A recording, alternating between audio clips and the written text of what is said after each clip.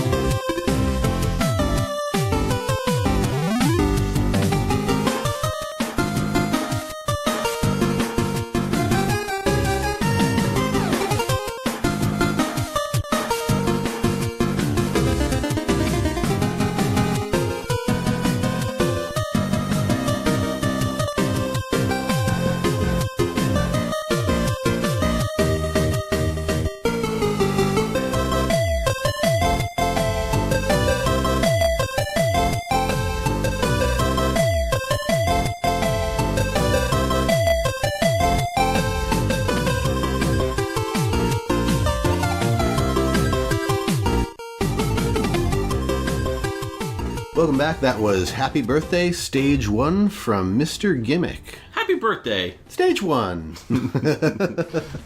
But yeah, no, that was a really bright and bouncy track. I love it. It was so much fun. Super happy. Way different on the NES. But super saccharine-y, sweet. Yeah, if you see the level looks like cotton candy. Yeah. It's all like pinks and blues.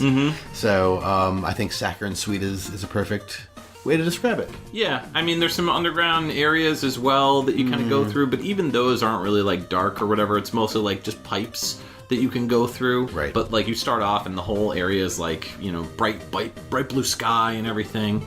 And then once you go underneath, then there's like a tube, like a water tube, right? Which I thought was a really nice touch because you've got like those fish that are kind of floating everywhere, and then the actual like underwater part where you're in the tube. Yep, and then you kind of pop up on the other side. So the whole stage is very well designed as far as like the level layout. So and then there's like also if you go in the clouds there's like a hidden area where you can get I think the first magic item. Yeah.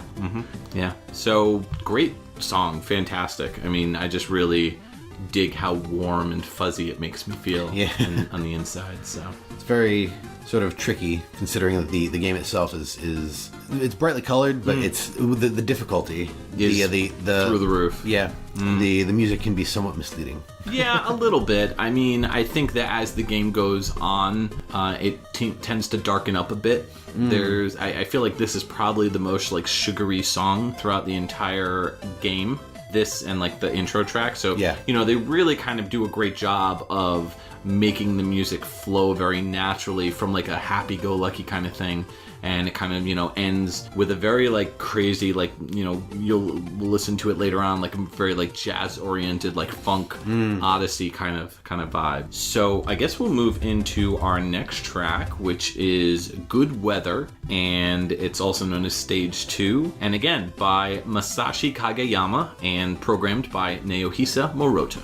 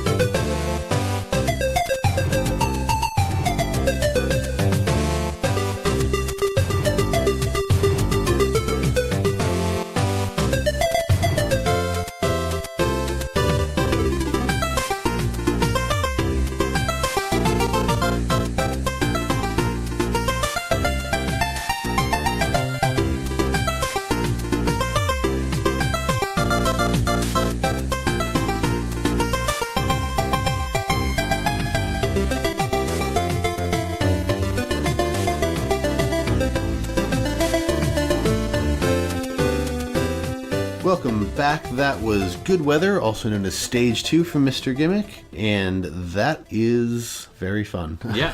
No, the song is great, the game is great. The level is, it's another outside level, and you go on the water to a boat. And right. I bring that up, I mean, we're going to talk about the level one way or another, but I bring that up because there are bits and parts of this song that make me think of sort of like almost Caribbean music. Yep. Or like, you know, being on like a cruise ship. Mm-hmm. And it's just like the little things that were added in there that are just like, it feels very appropriate. There's parts, I agree with you there's parts like the dun dun dun. Yep. It's got a very like salsa kind of vibe to it. Yep. You know, like dun dun dun, very like dancey and bouncy. Like the whole thing is just very memorable. Yeah. Like you can look at the stage and it matches with the music itself. So, I mean, the first level also kind of has a very similar vibe. Yeah. In that first level, you defeat a lot of enemies that end up looking like the final boss. They look like bob-ombs almost. Yeah, bob-ombs. I was also going to say they kind of look like tapioca balls. Tapioca balls. Like when you get like a what's it called? The bubble tea. Oh, yeah, okay, they look like the little sticky balls, the tapioca balls, but they have little eyes, like something out of Mario. So it's very Mario Kirby oriented. Even Umetaro looks like Kirby, but like a green Kirby, like a puke green Kirby with a horn, like a unicorn horn on his head. And what's really funny to me is like why this little girl loves this toy. So I don't get it personally. Like maybe she likes boogers. Maybe she likes boogers.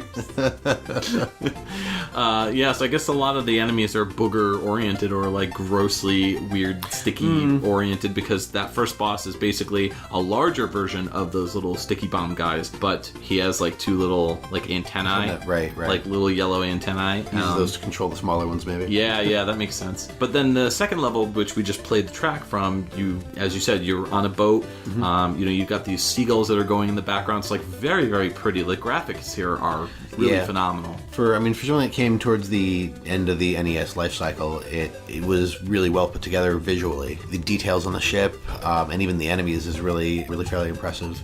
The boss, you're talking about the boss of the first level. The boss of the second level is appropriately a pirate. He's a pirate toy. He's got a little swashbuckling sword, and he runs back and forth at you on a plank. So that's really interesting. Where they got the ideas for some of the characters, just like little toys, like little pirates, and then you're in like a pirate level. Yeah, like the little stuffed animals. And the orange one that you fight in the second one, like you said, he has like a little pirate hat on. He's got the sword. He kind of comes at you, swinging his sword, and you gotta kind of use your attack. So to attack in this game, you have to hold down the B button on the NES controller, and you will form at the tip of your horn a star. Right. And then you can throw the star, and the star has these like crazy bouncing mechanics that you can use depending on how you throw the star. And then if you press either up or I believe you have to press down to cycle through your items, because there's these little like potions that you can pick up. Okay, yeah. And so that's how you get different items. Like you can get bomb power-ups, you can get like faster, like these fast ball power-ups or whatever, like the red, orange, like pinkish type of things. And then there's an orange power-up that you can get which refills your life, which you desperately need throughout the whole game. The way you enable those is you press and hold the up button while you are attacking. So you have to begin to hold down the button while you're pressing up, and that's what triggers the weapons, and that's when you can throw the bombs or whatever. So sounds complicated. It's a little it's simple and it's easy to use, but it's kind of difficult because if you're used to playing games like Mario, for example, it doesn't play like Mario. It also really doesn't play like Kirby either. It definitely is unique, and it's its own thing, if you will. So yeah. Then we move into, after you defeat them, then we move into our next level, which is level 3. So you leave the pirate ship. Then you are in a forest area where you encounter all these different creatures. They look like furry creatures, like furry happy creatures. Yeah. And there's some like bouncing rocks and some waterfalls and everything. And then you go underneath into a more cavernous area, and that's when curvature of the earth matters. Yeah. So what we're going to do is we're going to play Stage 3, and this is Part 1. This is the much longer version of Stage 3. Stage 3 Part 2 is a little shorter, so we're not really going to include that. It's more of just like that's when you're in the underground caverns. Right. So we're going to include Stage 3 Part 1, which is Slow Illusion. So that's where you're going through the foresty area. Yep, with all the animals. Yep.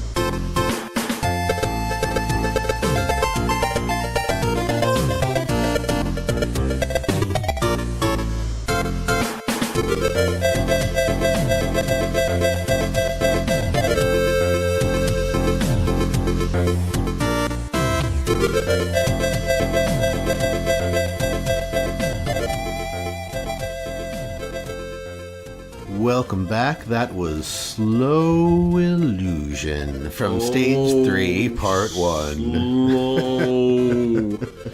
Such a chill track. Very chill. In fact, we're halfway through the game, and I'm not seeing these tracks getting any darker. So Don't worry, it's I need coming. to. Yeah, I was gonna say it needs to pick it up soon. The stage is in a forest, as we said during the last break, and it's appropriate based on the waterfalls, like the flowing water. Oh yeah, you know yeah, what I mean? Yeah. But you got these notes that really kind of like repeat each other, almost like right after one, like da da da da da da da da da da da da da. It's very happy and floaty, but at the same time very serene, very calming. Yep. Again, I find the song to be misleading because actually it matches up with what's on screen because you have these, what I don't know if like the red pandas or foxes or whatever these animals are that they look super happy and they're just jumping around. In the trees. They're not enemies. They're just like little happy jumpy animals. And then they're enemies because if they touch you, you get hurt. Right. And you could stand on a lot of the enemies in this game. So it's not like Mario where like it's weird. Like the way the physics work out, it's like if you touch an enemy, meaning like on the left or right side of you, you get injured. But if you jump on top of them, you can stand on them. So kind of odd. There are actually parts. I think to get to certain secret areas, you have to use standing on the enemies as a way to get around. Yeah, like in stage 2, there's a bird that you Yep. have to stand on, and he flies away. So yeah, that makes sense. Yep. But this portion of the stage is all very relaxing, very chill, and that bass line's really starting to heat up as far as That's true, yeah. DAT Sunsoft bass. So you've got the more grumbly, like do do do do do do do do do, like repetitive notes that are kind of really starting to make the game's Sunsoft bass sound kind of come out. Yeah, maybe we should use that as a transition to talk about what makes DAT Sunsoft bass DAT Sunsoft bass. Yes. I definitely didn't plan that. I totally... So, the FME-7 sound chip is the chip that we're talking about today in this episode. It's manufactured by Sunsoft for use on the Famicom. Some games that use it are Batman Return of the Joker, Hebereke, Gimmick, and there's a couple others. The FME-7 is a memory mapping circuit. It can also be used in NES carts as well. The way that it works is it switches the ROM's program in 8 kilobyte banks, and it allows a switch for the character ROM of 1 kilobyte banks.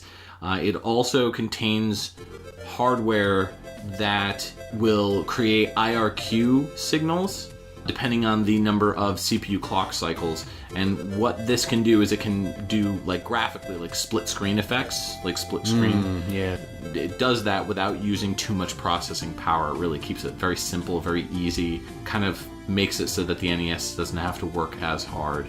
Now, a special version of this MMC chip is called the Sunsoft 5B. The B stands for bass. Right. The FME-7 is the actual chip, but the MMC that's created for this specific sound, the Sunsoft sound, is like that Sunsoft 5B. Right. Yeah, so just to clarify.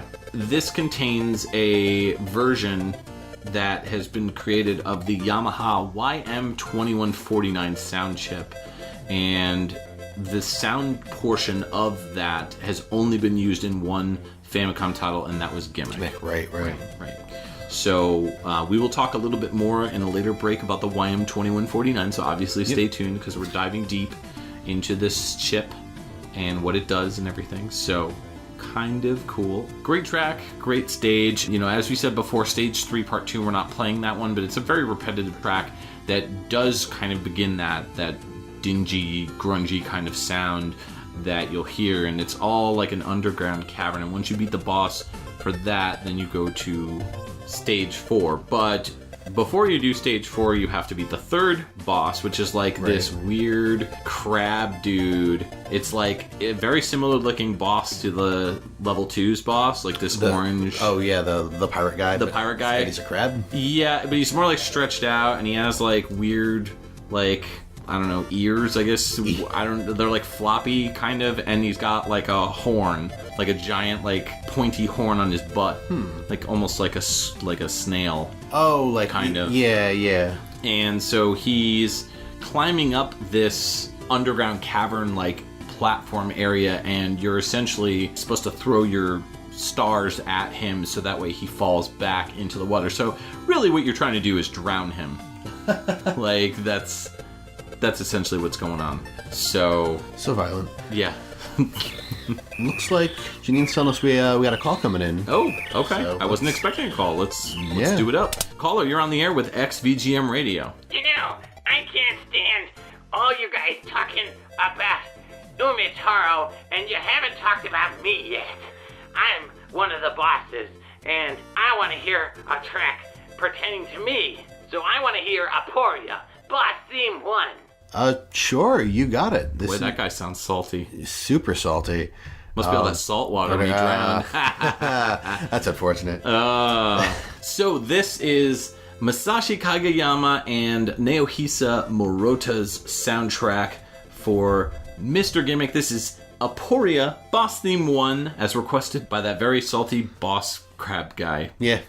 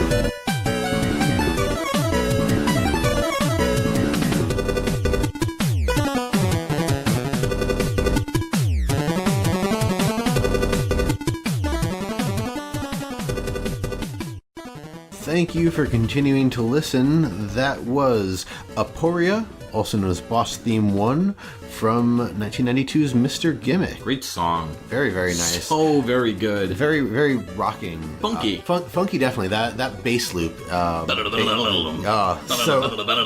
So good. So DAT Sunsoft. Very, very, very that Sunsoft. No. Very DAT Sunsoft. There you go. Much Sunsoft. Much wow. Sunsoft. So bass. So bass. So wild. But even outside of that bass, the main melody had a lot of these note runs that sounded like they should be guitar solos. Yeah. They were very, very interesting, very, very quick and fast. Yeah, it sounds like something you'd hear out of like a really fast, like upbeat jazz fusion type track, kind of mixed with funk, because that's all fusion is mostly just like take a bunch of different like genres and merge them all in and just make it jazz. Yeah. So hence fusion. You were fusing these other styles. Yeah. From what I understand about the soundtrack for this, when Masashi Kageyama was composing, he went around to the different staff members and basically, because they all loved music, and I think that was very prominent. Like Sunsoft, they always strove to put the best music in their games for the most part. And some of their composers, like Naoki Kodaka, for example, really kind of made it possible to have such great soundtracks in their games because of their love of music. So from what I understand, the staff was asked what type of music do they love, and he took all the requests. Like some people requested like pop music, some people said like acid jazz, or like jazz fusion or hard rock, that type of stuff. Some of them were fans of like techno, some of them were fans of like classical. So you get like a really full variety and range of music that he composed. He himself said he was trying to be really careful to make sure that writing music that just felt good. Yeah, You know, and this is definitely in that ballpark. Yeah, I would say that the stuff we've listened to so far, it definitely makes me feel good. Makes me feel good inside. Warm on the inside. Like especially those first two tracks, they were just very like relaxing and just easygoing, and they were just and even this, it was a boss theme. It was a lot faster, right? A little more hectic. Not as in like it sounded messy, but there was just a lot more going on. Like you said, you had the bass licks, the almost guitar solo like runs. So there's just a lot more happening, and it still felt really good. Yeah, I mean, Kageyama himself has said that the game soundtrack is like a compilation of game music. So it kind of is like the best of the Famicom, but like kicked up a notch. Like what's his name? Emerald Lagasse? Yeah. I just picture like Kageyama in the studio, just like bam, like. Welcome to Flavortown. No, that's the other guy. That's Guy Fieri. Welcome to Music Town? Welcome to Funky Town. Boom! So the Sunsoft 5B, it's interesting because the Yamaha YM2149, the PSG audio chip, it provides 3 additional channels for the music and the sound. And so because of that, the NES version only uses 5 sound channels. We got a chance to play, because I actually have a repro copy that my friend Paul sent me, and he went in and somehow fixed it so that the sound effects would play instead of like they wouldn't get overlapped. Right. I forget how he did it. He made this fantastic video, which he unfortunately took down off of YouTube, which kind of documented the process as far as like how he fixed it, and I really wish he left the video up. It's a shame. Was he forced to take it down, or no? He just didn't. He just shut down his channel pretty much, which is that's a shame because he put out some really cool content. Yeah, it's really interesting the way that they did this, because the NES version sounds just so much more hollow. Yes, it does. When you're listening to it, it does. If you haven't heard the Famicom soundtrack, the NES soundtrack is really good. It is. It still feels good. It still feels good. It still is upbeat and sounds appropriate. The Famicom soundtrack is just superior. There's so much more there. It feels complete. Yeah, absolutely. It's kind of the reverse with Castlevania Akamajo Densetsu, which also uses a memory chip to enhance the audio, which is the VRC6. Right, that's the Konami chip. Right, and that is, there's multiple different Konami chips, but that one specifically was used for Akamajo Densetsu, and then when they brought it over to Castlevania 3, they definitely made it a lot more simplistic, but at the same time I think they did a better job of taking everything that chip did with the VRC6 and kind of like simplifying it, making it work on the NES hardware. No, I agree. The NES versions that you listen They're to still impressive. Are very impressive. Yeah. And in some cases they actually sound better, even though there's less sort of power behind it. Right. Yeah, we did a whole episode on my previous podcast, Pixel Tunes Radio, so if you are interested, go check that out. So Masashi Kageyama really only composed a few games other than Mr. Gimmick. Outlive, I'm not sure. I think it's Outlive in 1989, Benki Gaiden in 1989, and Purumui,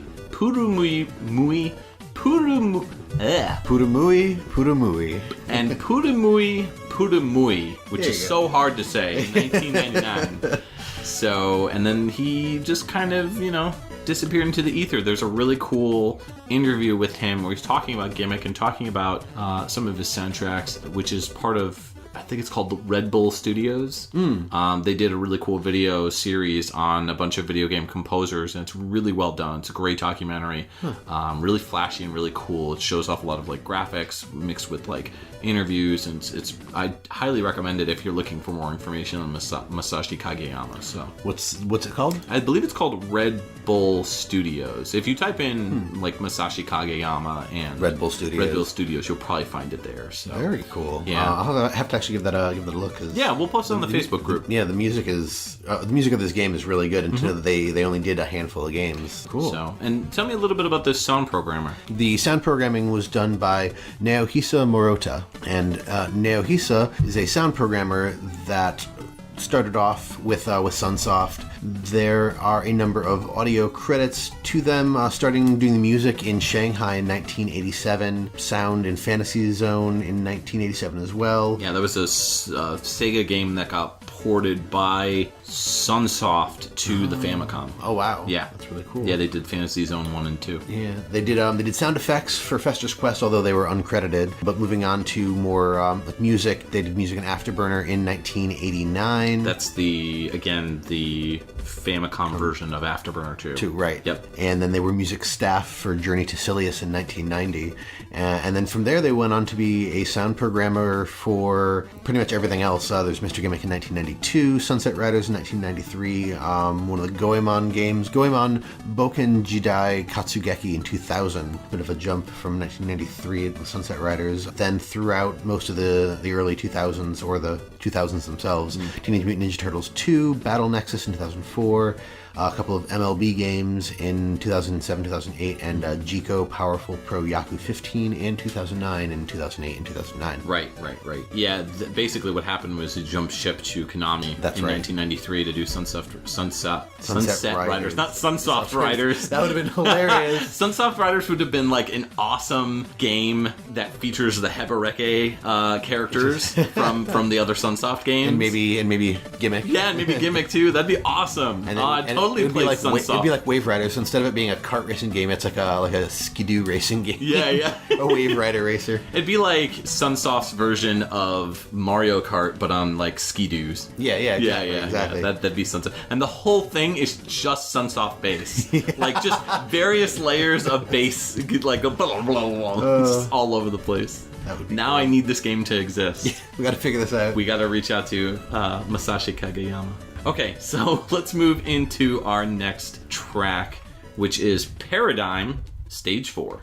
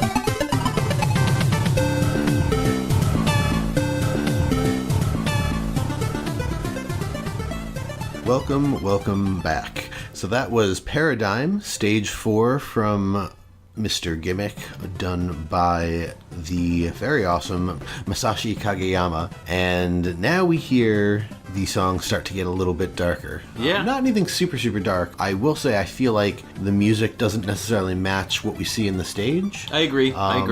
But definitely, like, we are approaching the midway point of the game and getting to a point where the music is getting a little more intense. Darkness. Yes.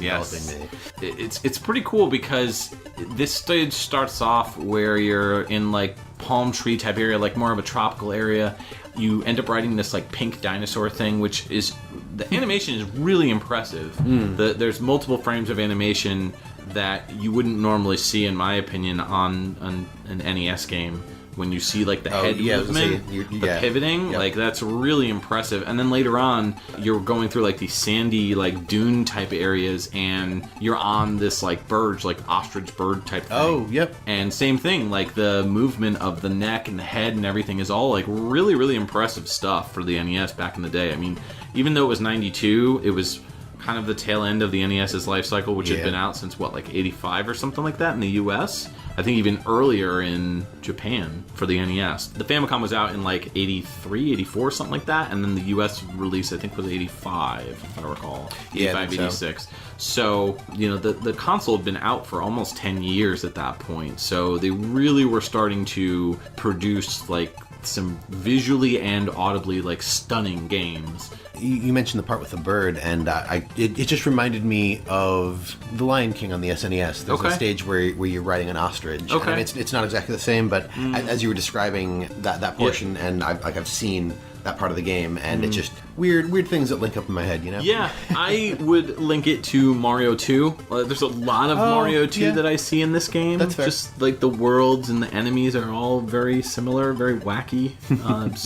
But this stage is very long. Like, I didn't realize how long this stage was. You've got, you know, that tropical area, then you've got the desert area, and then you kind of like go up these like rocks or whatever, and you're on the rocks, and then you have to fight one of the other. It's kind of like a mini boss kind of thing. There's like 2 mini bosses that make up the boss, kind of, and then you fight another final boss at the end, where it's just like level playing field, and you're fighting this thing that looks like it's right out of New Zealand story. It's like a little yellow bird type guy, and that's the final boss of stage 4. So great track, great. I think it definitely has like a more like rumbly kind of feel to it, you know, like grungy kind of rumbly. I think that's where it gets a little bit of its darkness from. Yeah. And we start... Darkness! Sorry, I can't think of...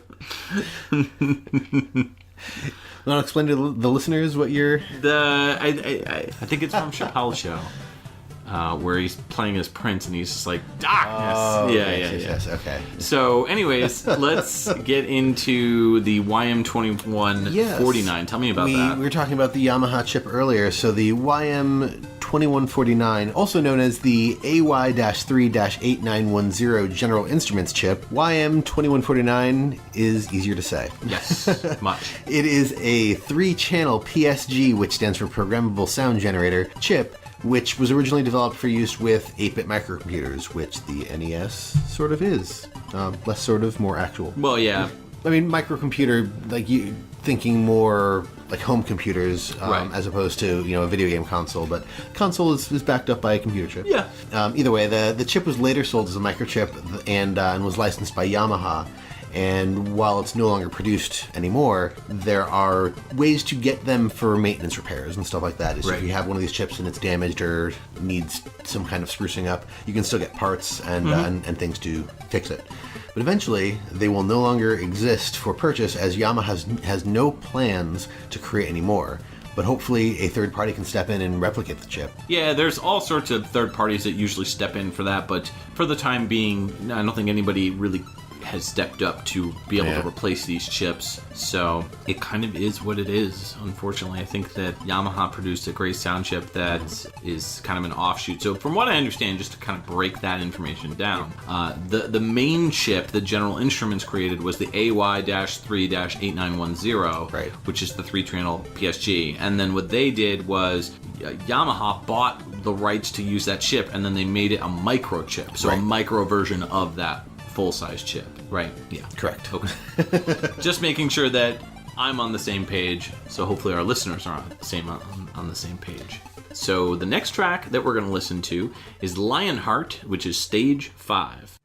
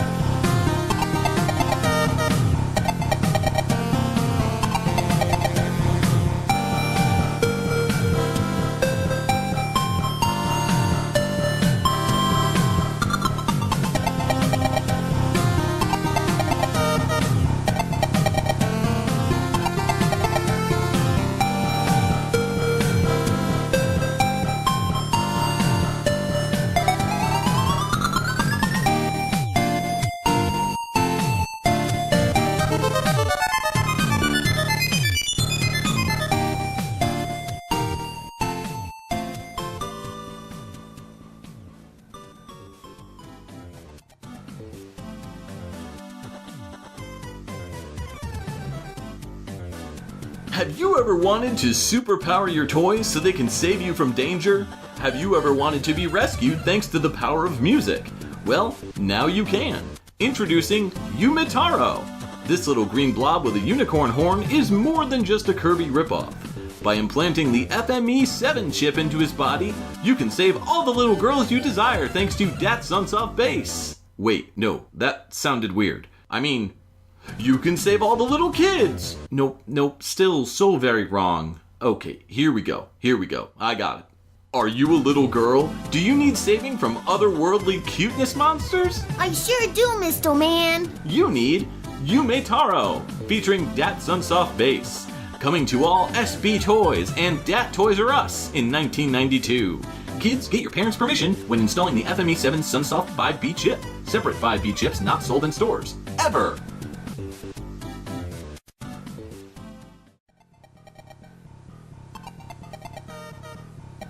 Welcome back. That was Lionheart Stage 5 from Mr. Gimmick. And what a driving song that was. I almost didn't notice the rest of the melody. I got so lost in that bass groove. Oh, that do. Yes. Yeah, actually, I'm going to be honest, that part doesn't really do anything for me, but it's the later part of the track when it kind of develops into this like full song that it really kind of gets going. and it impressed me quite a bit. I really dig the kind of like twinkly melody that's going throughout the track. That's actually what brought me to the rest of the track. Is I was, like I said, I was sort of lost in that bass groove, and then I started hearing some of the other stuff like the dooka dooka dooka dooka dooka. Yeah. This stage is really cool. Again, graphically speaking, there's some really impressive things that you see. First off, it's probably the most Mega Man of all the stages as far as the design goes. You've got like a rock quarry type background, and then you go underground, and there's like pulleys and levers, and they're all really well animated. And then you get those little black blob guys. Yep. They now have spears, so they're like throwing spears at you and stuff. It's really cool. And then you're going through like a section that's like there's water on the bottom, and you got to jump from platform to platforming. It looks more metallic. Yeah. Less well, I mean, there's rock in the background. But. Yep. The jumping mechanics in this game, though, which we kind of touched on earlier, are just so ridiculous. I mean, the farthest I've ever gotten in this game was stage 3. There's so many parts in this game where you have like little ramps that you can go on, and depending on how good you are at throwing the star, you can ride the star down the ramp. Down the ramps. Yeah, the star lasts for quite a while. Yeah, as long as you're on the star, it lasts pretty much, from what I understand. So even when you're not on it, it lasts. It sticks around on screen. If you have walls to keep it contained, it sticks around for a good like 5 to 10 seconds. I feel. Yeah, something like that, and then it kind of fades away, which makes quick recovery when it comes to attacking difficult. So that's my only real gripe about the game, is I need to be able to throw that star pretty quick. Yes. And, in this game, you have to kind of plan out what you're doing a little bit more. Because you have to charge it up. Right. So the final boss in this stage is pretty cool. It's one of those little black blobby guys, but they're in like a giant like tank thing above the stage. And they're kind of shooting down at you. Yep. And then there's like a spider boss, like a mechanical spider boss, which is really cool. Very well animated. It's really neat. The black blob thing hanging out in the top of the stage and firing down at you reminds me a lot of, I don't know why, because I don't think there were many boss fights like this, but like Robotnik in some of the Sonic games. Some of the Sonic games, yeah. That makes sense. I think they kind of took inspiration from a lot of games, like Kirby, Mario, Sonic. I just feel like this is kind of like video games' greatest hits as far as platformers go. All right, so let's move into our next track. Keep it going, keep it flowing. This is Stage 6, Part 2, and it's Cadbury. That's the name of the track. Again, by Masashi Kageyama and programmed by Naohisa Morita.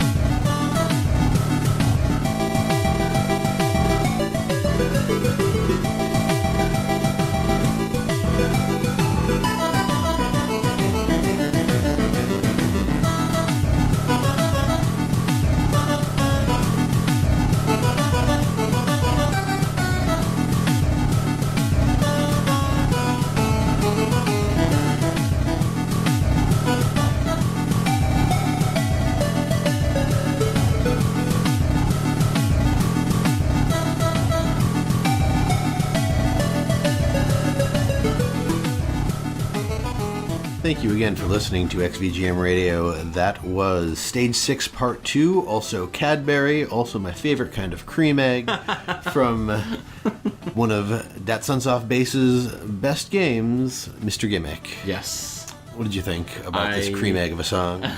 It is a cream egg. I devoured it up. It was delicious. It was Beautiful. Tasty. It was so delicious. Yeah, no, it's a really great like hard rock track. Yes. You know, it's just got that like blues oriented bass line, that do do do do do do do do do. You know, Yep. just like really fun bass line. This track is kind of in between. It's like not quite as dark as the previous two tracks, I'd say, but this one is a lot more lighthearted in that hard rock vibe. Yeah. You've got those pianos, the da da da da da da da da da da. It's a great track. I was really enjoying it. It doesn't really fit with the level, I would say. No, the ice level. Yeah. Iceland Fortress. Right? Yeah. You start off in the ice portion of the level, and you've got those red panda guys kind of came back, Yep. and they're like zipping around. Reminds me a lot of those little snow guys from Mario 2. Yeah. So, and then you go through this hole in the wall, and it leads you to a castle, and you're fighting those little guys, but they have shields and swords, like sword wands, Yeah. wand swords. I don't know. And then you kind of run into more of those like little blobby guys as well. Yep, and yep. yeah, They're everywhere. Yeah. So it's a pretty cool stage visually. It's again very impressive. The final boss in this level is very impressive, at least regarding the animation. He's a cloaked wizard guy. He's got the purple. He's got like a purple robe on. Looks like more like a blanket than anything. Yeah, and then he throws it off. Yeah. And Pulls a rapier out of nowhere. yeah, well, he's got like a wand initially. And Oh. yeah, he's got like the wand, and he's like cascading down bubbles, Yeah, and like yep. then he kind of swims down towards you. It's not a swimming level, but for whatever reason he's got bubbles. You know, I figure why not have bubbles if you don't Yeah. need them? You know. Everybody loves bubbles. Yeah, everybody. This is a bubble-tastic episode. Bubblicious. Bubblicious. That's what his name should be. Bubblicious the Wizard Bee. The Wizard Bee. So, yeah, great song, and the level's really cool. Again, lots of really cool visuals in the level. Very impressive. Yes. Again, So, Sunsoft does an interesting thing with their sounds to get them to happen or to work the way that they do. The sound pitches are up to 16 different levels. specifically on the DAT Sunsoft bass. Right. On the bass notes or the bass track, if you will, there are 16 different levels, with each one slowing down the sample. So it's basically they sampled a note, like a bass note, and then they pitch it down to get the other notes. Like there's more than that. So the notes aren't arranged chromatically. When you take the note that you're modifying, you pitch it down, it doesn't pitch down an octave or anything. It pitches down in a very achromatic way. So like a C won't turn into a C, like the C will turn into a G, which will then turn into like a B or something else. And every time you go down, it's slow. Like the actual note is slowed down a bit, but it changed it changes the tonality It's of like the bomb, bomb, Yeah. bomb, bomb. exactly. Right. So like what would have been like a 1 second note at the lower levels might be like a 2 or 3 second note. They're literally just changing the way that the sound is being processed in the system. But so they have samples of I think about 5 or 6 different notes, so that they can actually hit every note. Right. Depending on what they're going to pitch change, they might pitch change this note to get that note. Basically pitching them down as needed. Exactly. Right. Very cool. But it also creates gaps in the sound. Yeah. So Sunsoft fixes that by putting those 5. That's what it is. Not 6. It's 5 different samples that they use to pitch them down as needed. So this way there are no gaps, and they have all of the notes and samples they need to play. That way, DAT Sunsoft bass line stays intact. Yes. For all humans to enjoy. Forever and ever. Forever and ever. Speaking of forever and ever, we have another call coming in. Oh, hey. Yeah. Let's get that. Hi, I'm the little girl from the game, Mr. Gimmick. Oh, hi. Your parents know you're calling? I want to hear a song from the end of the game so I can be rescued. Okay, sure. What do you want to hear? I want to hear Stage 7, Sophia, Take 2. All right, well, let's hit it. Stage 7, Sophia, Take 2 by Masashi Kageyama, and again, sound programmer Naohisa Morota. Let's do it.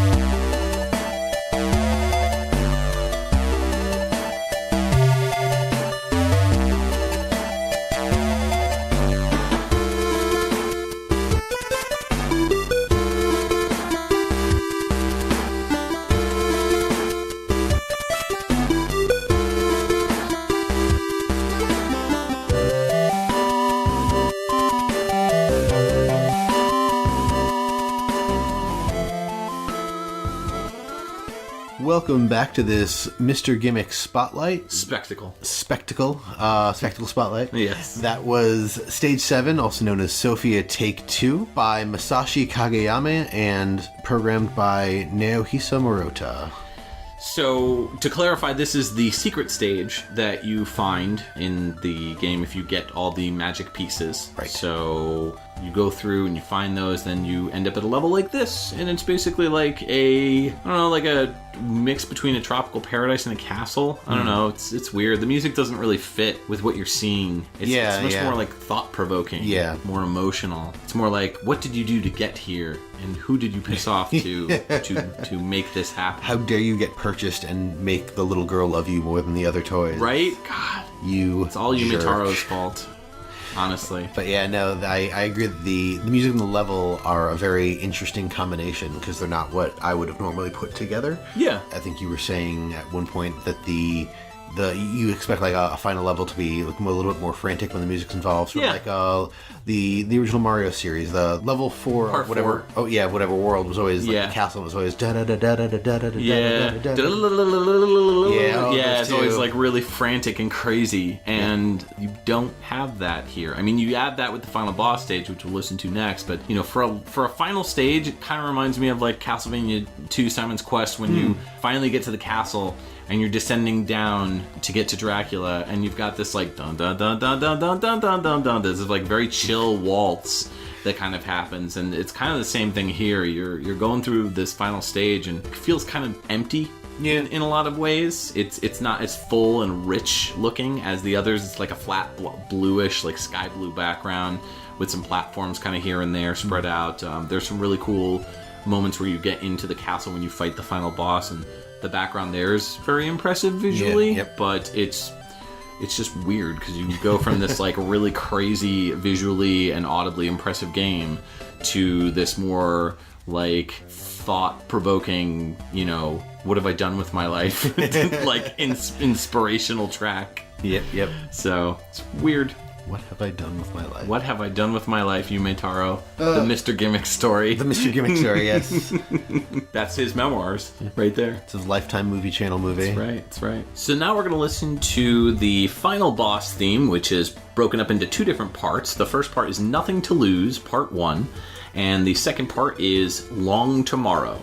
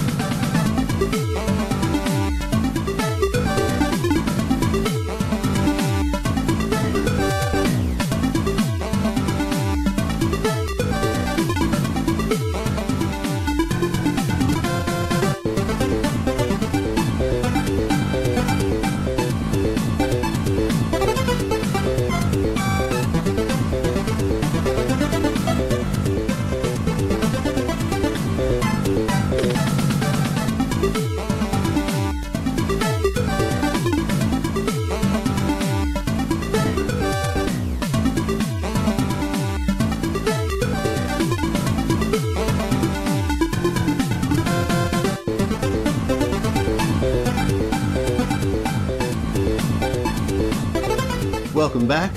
That was 2 songs put together. The final boss song from Mr. Gimmick, Nothing to Lose, Final Boss Part 1, followed up by Long Tomorrow, Final Boss Part 2. Yeah, we wanted to combine the two just because that Part 1 is so short, so it made more sense to put everything together in one loop. Right. And Part 2 isn't super long either, so putting them together made the most sense to get the entirety of that final boss track. Agreed. Yeah. I think that first part is super repetitive and it's very short and it's very dark and gruesome, but then that second part kind of livens it up a little bit more, kind of more in line with the original like boss battle track.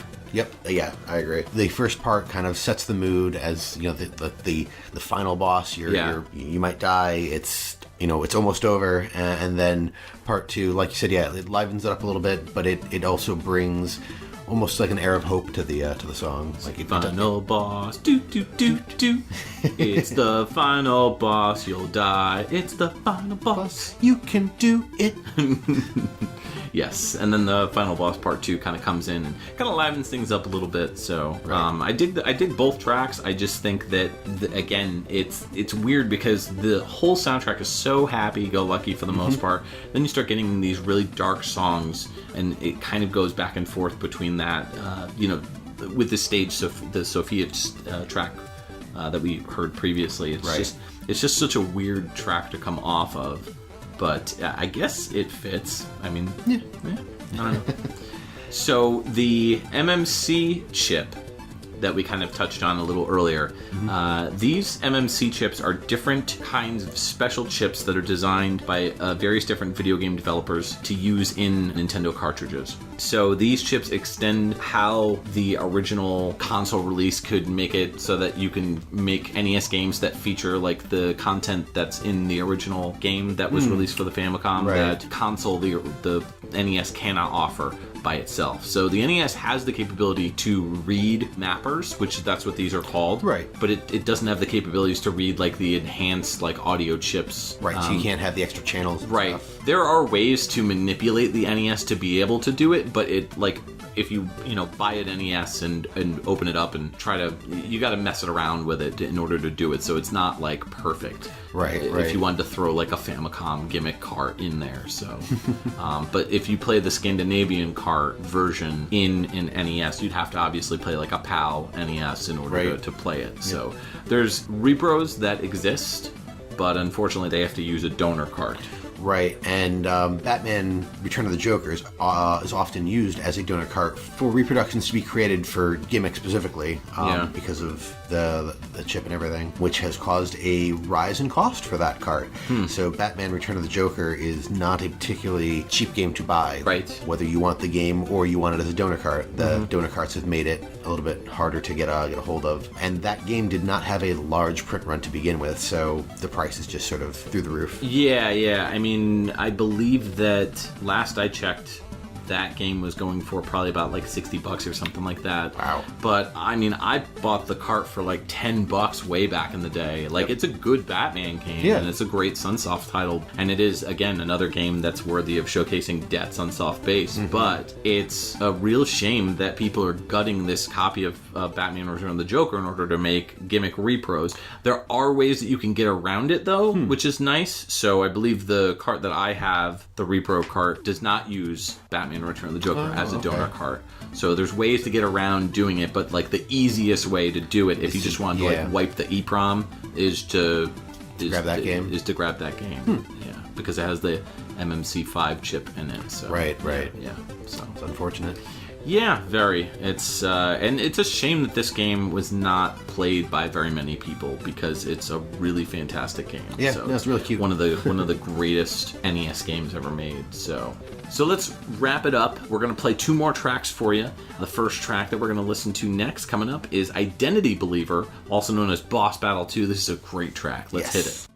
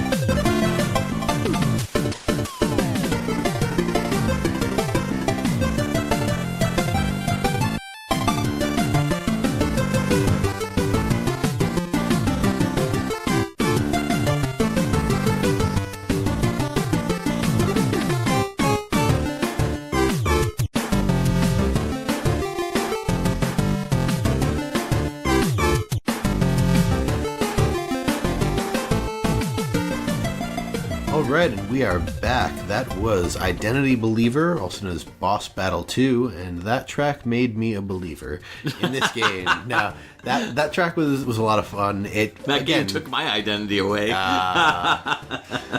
But I mean, every one of these tracks has been very unique and been very good. But this one feels just unique in a totally different way. I feel like this could have been a song out of like an '80s movie. There were like the orchestral hits and other qualities about this song makes me sort of think like an '80s action movie. Okay, I could see that, which was a lot of fun. Yeah. No, I could totally see that.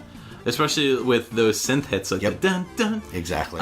This was a great dancey, fun, bouncy number. It's a lot of fun to listen to, and it definitely is a great boss battle track as well. So this plays on like some of the later stage bosses as far as the battles go. So no, I was really digging this track. It's fantastic stuff. So that kind of closes out our episode for the most part. We are going to go on an outro track in a sec, but you know, as we were talking about before, it's a real shame that Mr. Gimmick did not make its way, even like an altered version of it, to North America.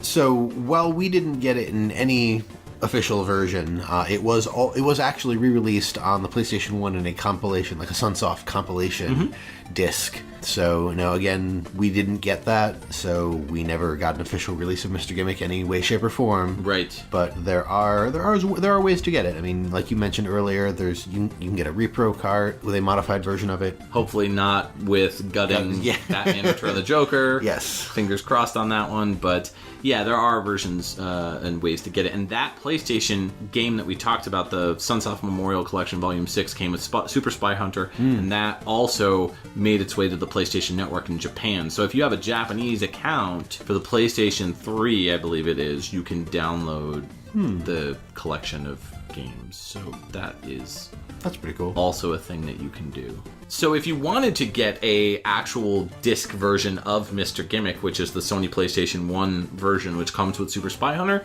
and that is like the legit Famicom version, so, you know, if you didn't want to go with the repro route and be missing some of the sound channels, you can also go this route. This will cost you $389 according to eBay. And boy. Yeah, and that is a brand new version of that game. I could not find unopened? it loose. Yeah, that's unopened. So I could not find a loose copy anywhere. So Good really Lord. hard to find. A lot of those like collection type games that Sunsoft and Capcom put out are a little bit more obscure. They're kind of hard to find. So That's true. If you did get a hold of that, PlayStation 1 region locked, right? You can't play that. You need a special. Yes, you would need either a PlayStation 1, a Japanese PlayStation 1, or you would need a PS3 is not region locked, so I wonder if you could pop it, because PS3 will play PS1 discs. Yeah, I know. I don't think you can, though. Damn. Yeah, unfortunately. I think there's something in there that locks it out. But somebody can correct me if I'm wrong about that. Oh, yeah. But, yeah. So Gimmick initially was kind of sidelined because the Super NES and the Genesis were out. And so at that point, they had a lot of difficulty finding a publisher for the game. I'm not sure as to why they didn't publish it on their own. I guess there was talk about coming out with the game in the US, but like there were plans for it to be released in the second half of '92. Yeah. However, those plans were scrapped. The former vice president of Sunsoft of America, his name is David Siller, and this is according to Gimmick's Wikipedia page, basically said that the company's managers felt that the game's characters were quote-unquote too strange or quirky, and they compared it with Walt Disney and Warner Brothers. So they kind of aligned it with that, which is weird because Sunsoft also made a bunch of Looney Tunes games. Yeah, so maybe Super NES, there's something to be said there. Maybe they came around to it. Another game which, coincidentally enough, featured some of those Hebereke characters that we talked about a little earlier, Euphoria the Saga, which was like a non-linear, kind of like pre-Metroidvania game, also had that same fate. So some of Sunsoft's best titles did not make it over here. However, that game did get a European release as well. So I actually own the European cart. Yeah. Yeah, pretty cool. So yeah, it's a fun game. That is pretty cool. So that's Mr. Gimmick. We want to thank everybody for tuning in and listening to this wonderful episode where we featured a discussion on the FME-7 chip, as well as that Yamaha YM2149 that Justin and I broke down for you. We want to know what your thoughts are on this episode, what you thought were the best tracks for the music featured in this game. Check us out at facebook.com/groups/XVGM radio, and you can let us know what you think. Speaking of what we think, what did you think? What's your favorite track? Ooh, well, Got okay. you. I will say that my favorite track is the outro track that we're going to go out with. That's fair. So Yes. yeah, it's hard to talk about something that people haven't heard yet. That's true. It's called Strange Memories of Death, and this is an unused track. It is in the sound selection, so if you unlock the sound selection, you go through, you will find this song. They wrote it, I don't know what they were planning on using it for, probably for my funeral. Yeah. Strange yeah. Memories of Death. It is a phenomenal track. This is like one of my favorite video game music songs of all time. Yeah. It is 80s, it's new wave, it's new jack swing. It's just, there's so much stuff crammed in this. It's heavy, it's awesome, it's squeedly meadly, it's DAT Sunsoft Bass, it's everything. It's Mike Levy the track. That's fair. Yes. That's fair. So that is my pick. But if we're going to talk about the tracks that we listened to already, I'm going to say the boss theme. Which boss theme? The first boss theme. I think that's the one that's like... That one. So yeah, you're talking about the first one that we played, Aporia. Boss theme one. Yes. I loved that track. I've always loved that track. That and the outro track that we're going to go out with are my two favorite Gimmick tracks. So. That's fair. Yeah. That's what fair. about you? I have to go with the one that we just played. Identity Believer was a lot of fun. Okay. With everything that's in Strange Memories of Death, it was probably like I feel like maybe it was a compilation of all the different styles that they tried to put in here. But I really liked the '80s feel of Identity Believer. Yeah. No, that's a good point. I think with Strange Memory of Death, they kind of maybe this was supposed to be like an end track that they wrote for the game to kind of close it out, but it's just so upbeat and so crazy fast that I think they wrote it and they were like, "This is so good, we don't know what to do with it. We'll just put it on the soundtrack." Yeah. So That's yeah. fair. So and then check out XVGM Radio for all our website details, so you can check out every single episode, as well as iTunes. We're on iTunes and Stitcher and all the podcatchers. But if you are on iTunes and give us a review and give us a rating, that would really be great, because that will spread the word about XVGM Radio. Right now, if you look up VGM, you will not see XVGM Radio. So we want to change that, and getting out there with your review and your rating will really help. Tell us honestly what you think of the other episodes. Let us know in the comments. Definitely. Yeah. And if you are on Twitter or Instagram, you can find us on those sites. We are at XVGM Radio. That's right. One more thing we should do before we go is thank our Patreon subscribers. Yes. So if you are not yet a member and are interested in helping us out in any way, you can find us at patreon.com/XVGM Radio. Yep. And even just $1 will get you a mention at the end of the show. So we'd like to thank those patrons through Patreon.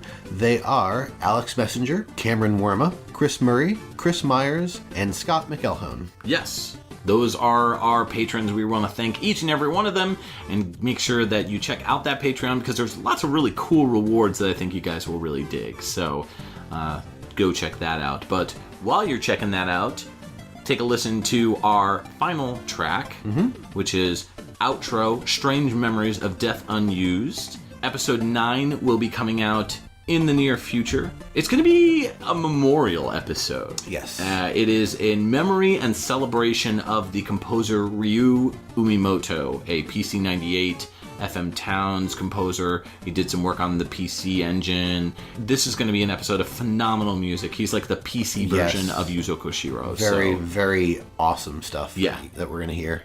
really good stuff. So yeah, check out that in 2 weeks. But until then, you can just play this track over and over again. Strange Memories of Death Unused. I'm Mike. And I'm Justin. And this is XVGM Radio signing out. Good night.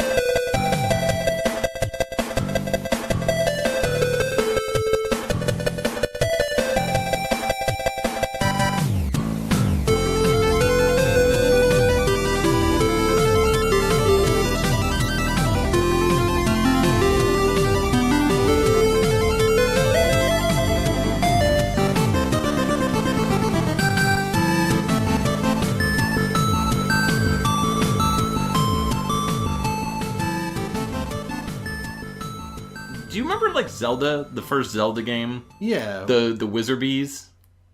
The Wizrobes? The Wizarbees. Wizarbees? Yeah. That's what, aren't they called Wizarbees? I think you might be talking about Wizrobes. Wizrobes? Are they really called Wizrobes? Have I been pronouncing that wrong this whole time? Wizzrobes, Wizrobes. Oh my god. I always called them Wizarbees. When I was a little kid, I called them Wizarbees. And That's fair. You also called other things the wrong thing when you were a kid. Like, didn't you call Aghanim from Yeah. Egenheim. Egenheim. I'm noticing a pattern here. I don't know. Stuff is hard. Life is hard. When you're a kid, you don't know words. Reading is hard. I still have my first NES Zelda manual. Is one of the very few things that I kept from when I was a kid. I have the Zelda manual, Batman, Ninja Gaiden 2, a couple. Yeah. And in the Zelda manual, when you flip through my copy of it, I checkmarked off the bad guys that I beat, and I X through the ones that I couldn't beat. And the Wizarbees were the ones I couldn't beat. So I'm going to keep calling Wizarbees. I mean, screw it. So you said the same thing about Egenheim. Listen, I've made it this long in my life calling them Wizarbees. Everybody that you talk to about Zelda must be so confused. They're just like, yeah, the Wizarbees. Yeah, the Wizarbees. Yep. And they're just like, cuckoo. So yeah, Wizarbees. So yeah, this guy looks like a Wizardbee.